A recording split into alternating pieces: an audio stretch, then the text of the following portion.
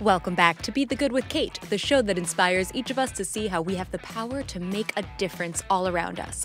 Each episode highlights an individual doing good in the world while following their passions, good for their own souls and for others. I get so excited about sharing each and every episode of Be the Good with you, and I hope you enjoy these people and stories. If you're new here, welcome, and if you are returning, thank you so much for your support. I'm so glad you found Be the Good with Kate and would love to hear from you. If you're finding value in these episodes, I invite you to share with someone who could also use this dose of good news, or tag me on social with your favorite quote from the episode. Every share, subscriber, review, and comment helps me to share these guests' wonderful work to more people. Thank you for your help in this. I'm Kessler, and I'm the host of the podcast Rewiring Health. For years, I lived with constant negative chatter running through my head, feeling like I was never enough, struggling to relax, and on top of that, I had pain and tension throughout my body. And that's why I created this podcast, to help the people-pleasing, high-achieving perfectionists stop living in pain and on the edge of burnout. So if you want to start your healing journey, join me on Rewiring Health on Spotify, Apple, and YouTube. Now, on to this week's episode. Let's spread a little more goodness in the world.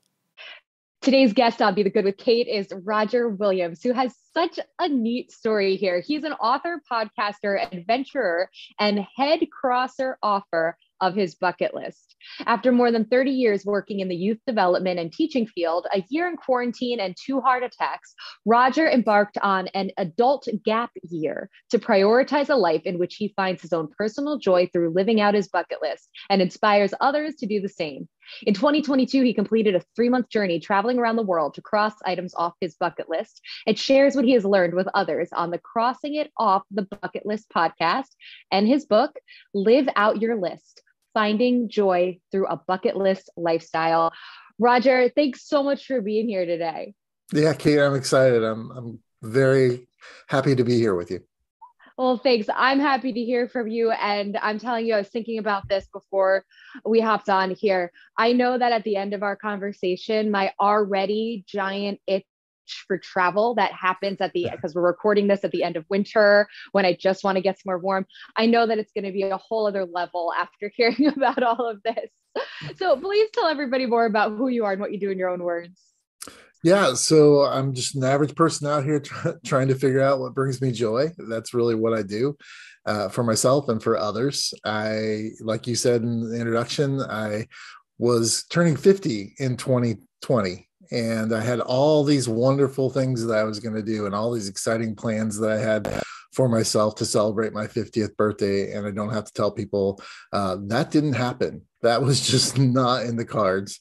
And so it got me thinking about, where I found my self-worth and what my life was going through, what I wanted to do with it and how I wanted to be known. And in the end of 2020 in December, I had a heart attack, which just facilitated that conversation being even stronger in my head.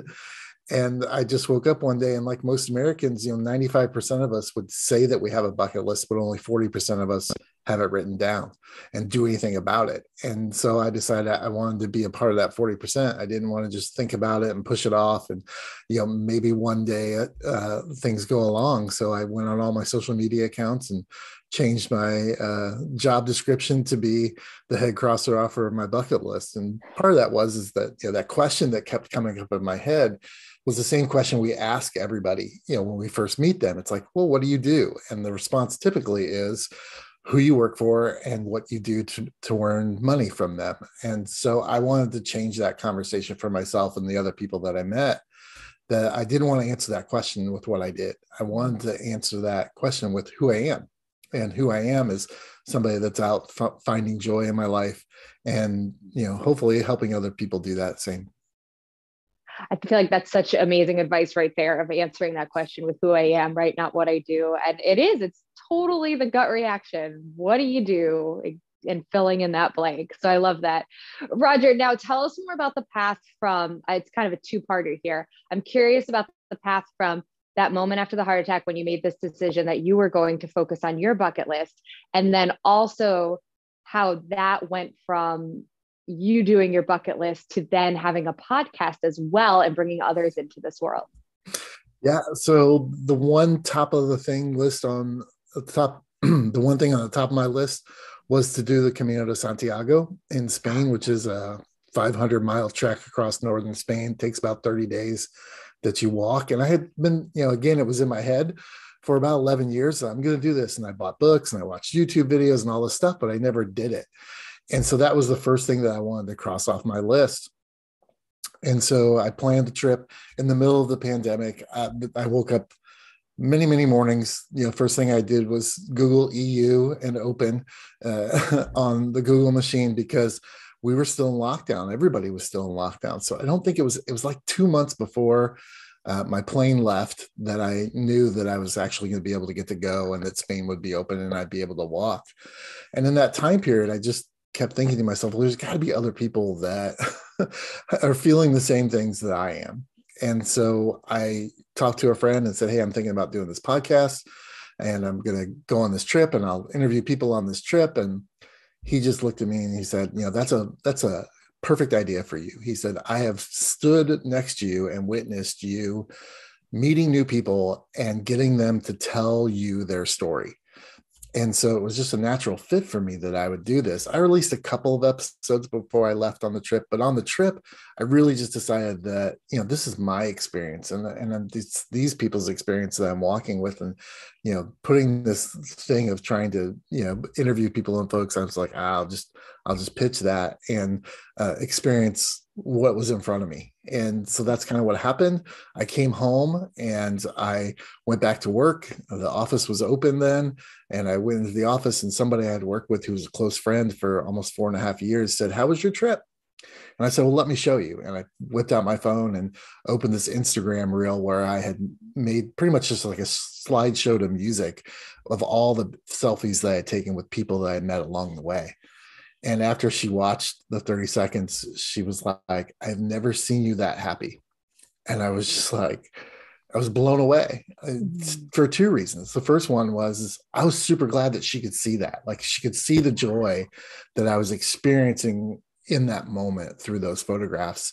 And then the other side of that was, holy cow, I've worked with you for 4.5 years and you've never seen me that happy. There's something wrong there. For me, there was. And so a month later, I quit my career and decided that I was going to, raid the retirement fund and take a year off and just do things that brought me joy. And when that happened, I decided, well, I'm going to reinvigorate this podcast. And I started mid-November of 2021 and just haven't looked back. And it's been a complete joy.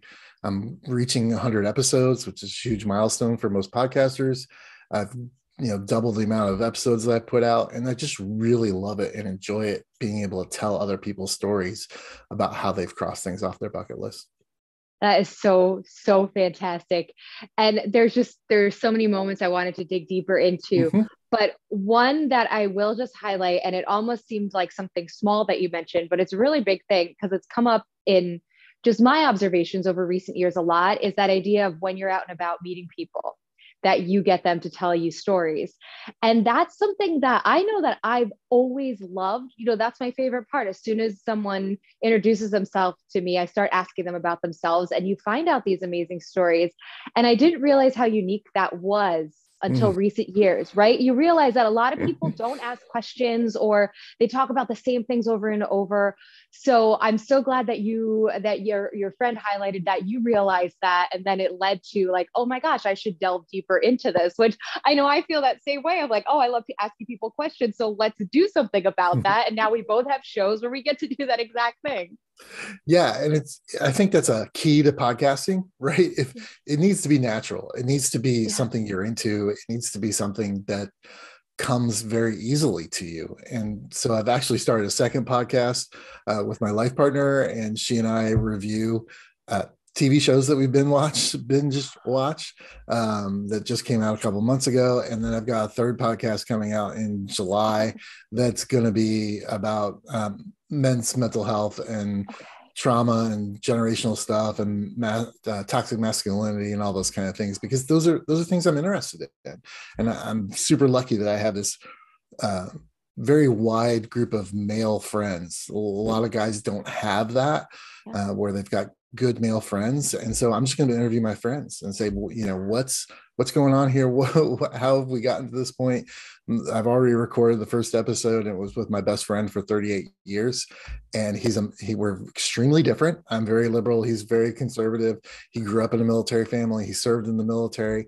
And the basis of the conversation is about how the basis of the conversation is, how did we first start telling our fathers that we loved them, and them telling that to us? And that moved into, when did we start doing that as guys? When did we start saying, I love you? And how that changed the relationship and all that kind of stuff. So but it's also very dudish. It's not, it's the feel is very dude, man show back from the 90s, not as, sexist, but we're raw, and it's a very different kind of conversation than I have on the Crossing It Off podcast, or To Call the Binge Wife, which is the one I have with my partner. And yeah. And so my hope is that, other men can listen and really enjoy the conversation, but take something away from it. It's not that we have a direct view on things. It's just, we're just gonna have a conversation, and whatever comes of it, and hopefully it's a good outcome for people. That's fantastic. Now, this episode here will come out about a couple weeks to a month before that. So be sure that you send that to me, and I'll make sure we share it as well, because that sounds very needed. Very needed. It's called Bring It In, Bro. I love it. I love it. That's great. Wow. You're keeping so busy. So, and that is in addition to, of course, exploring your own bucket list. So I have to ask you, when you started creating your bucket list, did you have a number that list came out to that you remember, or was it a constant add-on? Yeah. So there's two things about the bucket list for me. First is that I think it's very, very valuable. And I talk about this in my book, of setting an intention for your bucket list, that there needs to be a reason why you do this. If it's just a list of things to do because you saw people riding in balloons in Cappadocia, or you saw somebody on the top of Machu Picchu, or somebody at the sunrise at Angkor Wat in Cambodia, that's not necessarily the best reason to have a bucket list. So for me, my intention for my bucket list is to build community, whether that's with people that I've known for a long time, or that it's people that I've just met. So like for the Camino de Santiago, it hit just perfect, because you just meet all these people from all around the world and build friendships and relationships that, if you want, in this day and age, you can carry on. It doesn't cost me anything to WhatsApp my friend in the UK. It doesn't cost me anything to make a Facebook phone call to my friend in Italy or Israel, or wherever they're from. And when I took that 3-month trip that you talked about in the opening, that trip was really, the itinerary for it was based around seeing other people that I met on my Camino. I wanted to further those relationships. Yeah, I got to do a bunch of fun stuff, but that trip was really about connecting with those folks that I connected with on the walk. And so the other part of your question is for me, is that a bucket list should be a living document. And I think that's so important, especially in this culture. I've been in the corporate world, and, it seems like if you put anything in an email, all of a sudden everybody's minds just snap to, that's what we're doing. And there's no sense of, let's talk about it. Even if you put it in the email and say, hey, this is first idea, or this is a rough draft, people are like, oh no, we can't do that. And it's like, well, we can talk about it, And so for me, a bucket list needs to be that thing where it's a whiteboard, in a sense, where you can add things to it. You can take things off of it that you don't want to do anymore, and you can complete things and cross them off. So having that list, it's not about a number for me as far as number of items or whatnot. It's about, what do I think is going to bring me the most joy in life? I'm going to put that on there, and I'm going to revisit it. I have mine on my mirror in my bathroom. So every morning I see it, every night I go to bed. And sometimes I just, scribble things out and say, I don't want to do that anymore. For a long time, an example would be Burning Man, the festival out in the desert. I've just come to the point at 53 that doesn't need to be on my bucket list anymore. I don't want sand in every crack of my body, for 8 days. Like, that's just not appealing to me anymore. So it's a wonderful event, but I'm just not interested in doing it anymore. And it's okay to say, that's all right. I'm at a different time in my life and I want to do that, as well as adding things to say, hey, I'd like to do that. I've always wanted to do some kind of service work in Africa. And recently I've changed that to wanting to take a 6-week trip to Morocco, which is part of Africa. But I'm going to do a lot of different things than I thought I was originally going to do. And that's okay. It's, to me, it's the difference between a New Year's resolution and a bucket list is that there can be a lot of shame in a New Year's resolution if you don't do it. Whereas in a bucket list, it's like, I'm going to get to it at some point, maybe. And if not, that's okay. I'm going to keep on going and I'm going to reevaluate that on a regular basis to say, well, what do I need to put on here? What do I need to take off? And what is the necessity of crossing this item off as soon as I possibly can? That's a great perspective on the idea of bucket lists too, that you don't have to feel so obligated to everything. Yeah, absolutely. Now, Roger, in talking to so many guests on your podcast and in all these people you're meeting through your bucket list, which I love this theme of community with it, what have been some or a highlight of someone else's story of like a good news moment through them finding their community and bucket list and just kind of all under that theme? Oh gosh, with almost 100 episodes, I don't know how much time you have. So I think, when I'm interviewing folks and I start to really smile and like get into it is when I ask the question, how have you been transformed? And the good amount of time is that people say, by completing this thing off my list, I gained confidence in other areas of my life. And I get that. And it resonated with me too, because when I completed the Camino, if you don't know a lot about the Camino, there are people that do the Camino like every year. They walk these 500 miles and they get into it and they're passionate about it and they love it. And when I got done and I was in that square, in that plaza, looking up at the cathedral with those amazing spires, I just thought, what's next? For me, I had to I talk about this in the book. I had to do something where I completed it and it was a major thing. I'm an Aquarius, so like I have a fantastic idea every 5 seconds. So my attention span on doing stuff can be a short. And so to complete that and show myself that I could do that and, save the money, take the time off, physically walk the distance, all those things for me, when I was standing there, I just thought, what's next?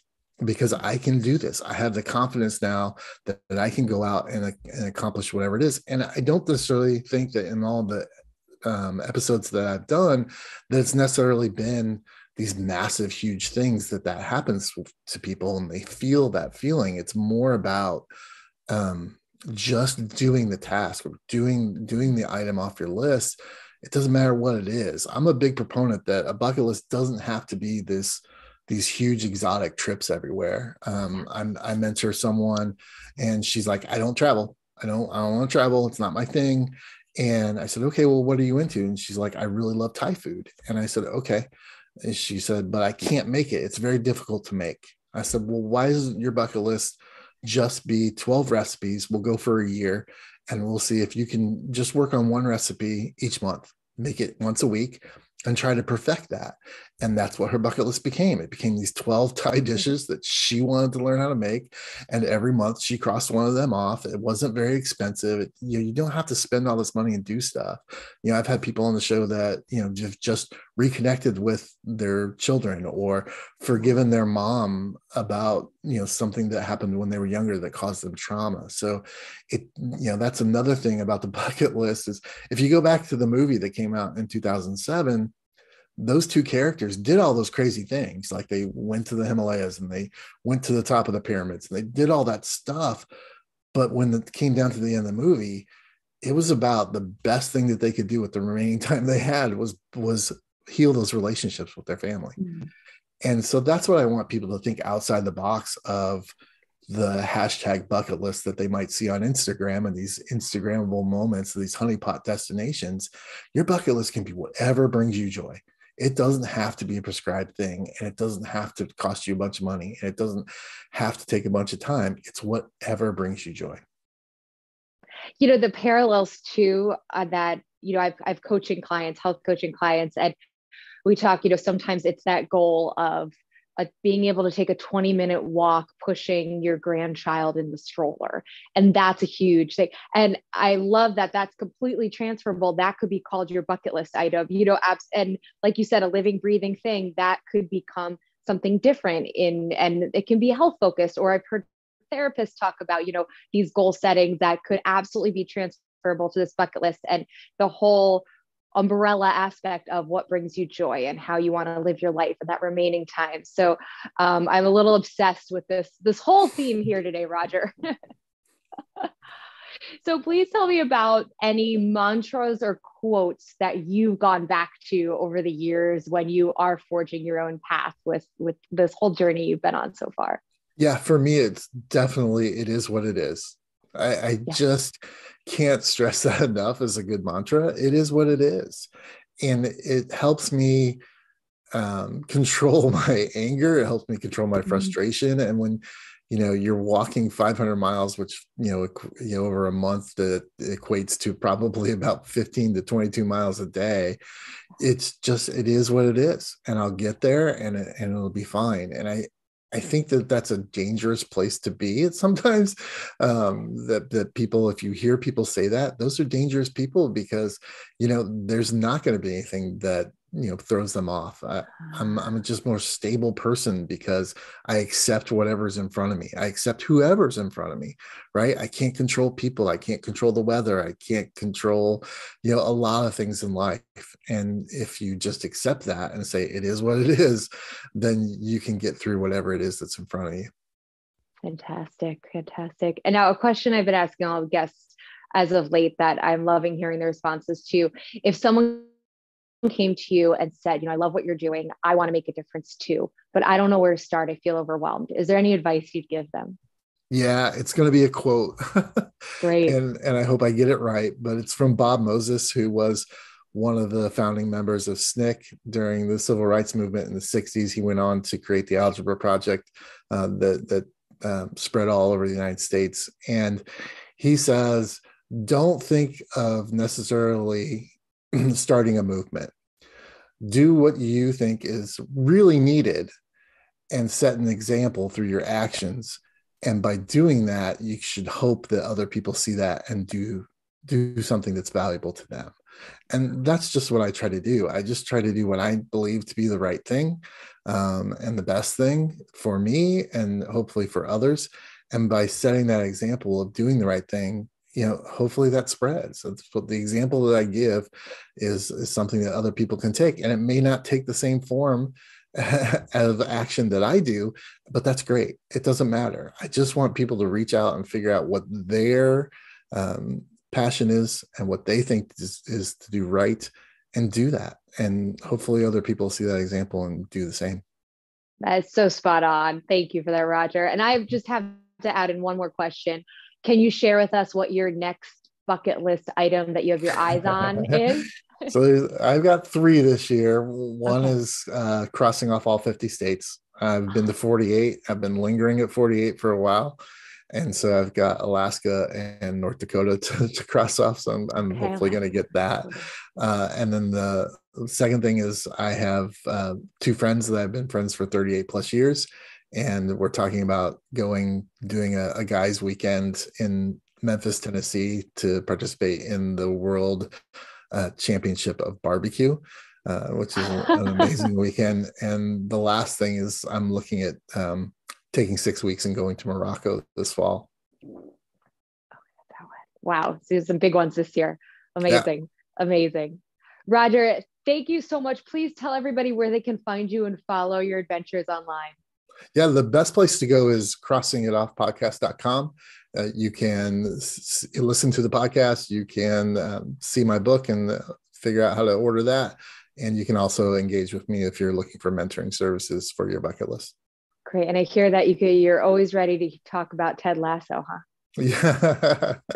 That's Roger's favorite show. I'm a big fan. It is my big. I adore it. Yeah. So I just released an episode today that's actually me sharing my bucket list item that last year during my trip, I spent a whole day just going to Ted Lasso filming sites. So it was a lot of fun.